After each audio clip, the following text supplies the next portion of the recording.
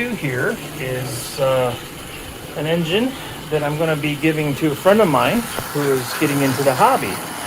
And last time I ran it, it reversed very nicely. But now, after sitting for, I don't know, 2 months, the reverse unit is random at best and non-functional at worst. And so my question today is, what can we do about that?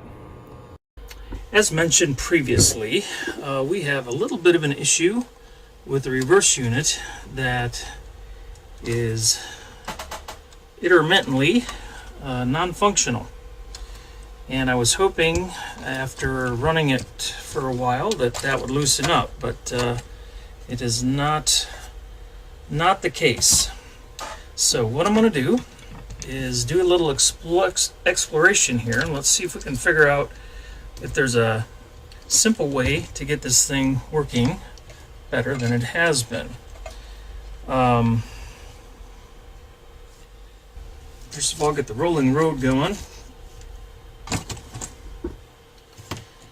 And track stand. I don't know if I've got enough. I think I'm going to have just enough wire here to keep the shell off so we can see what's going on. Let's go ahead and get some power applied here.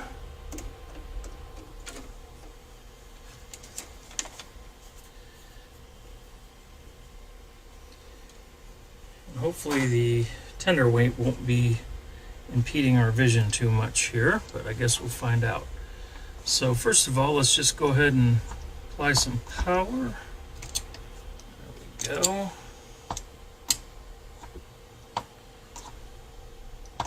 Right away, the prong is not dropping, and the weight's not, or the plate's not dropping. Oh, well, that's probably not helping either. Interesting. And it's kind of sluggish. Got the throttle at 70 miles per hour, so a little bit past half, about 75%. Okay, so hopefully our overhead shot is picking up how sluggish this is. It's just sluggish. There's no other way to put it. So I'm going to add just a little bit of lubricant to the drum section. I'm going to go on the inside here and one on the side there. Also the hinge part of the plate at the bottom.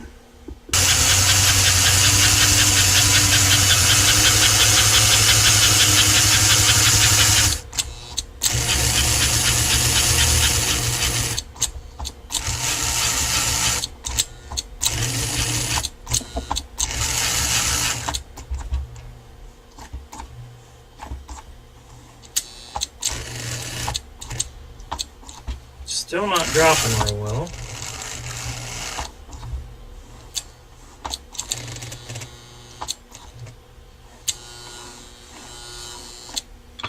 Okay, so let's just go ahead and rotate some things here.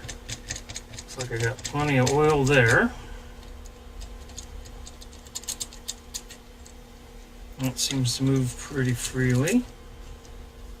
Make sure my locking lever's out of the way. It's always a humbling experience to struggle with an E-unit only to find out the locking lever is partially engaged and keeping it from moving. Tell you, there you go.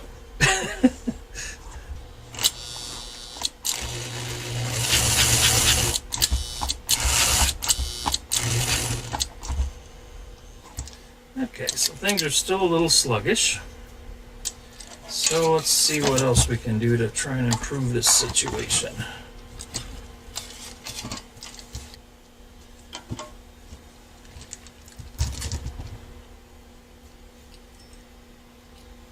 Okay. Well, that doesn't help. One set of fingers has a hole in it.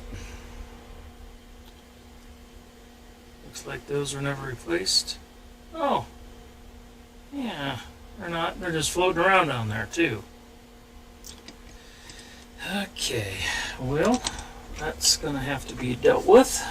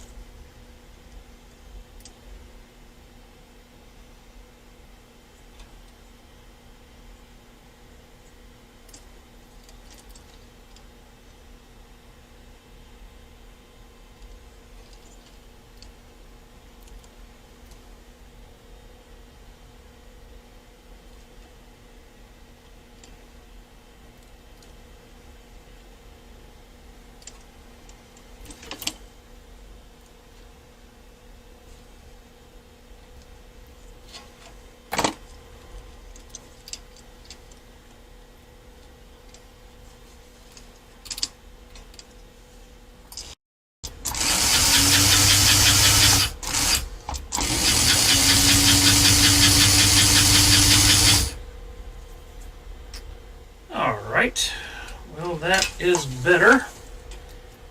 Not perfect, but better.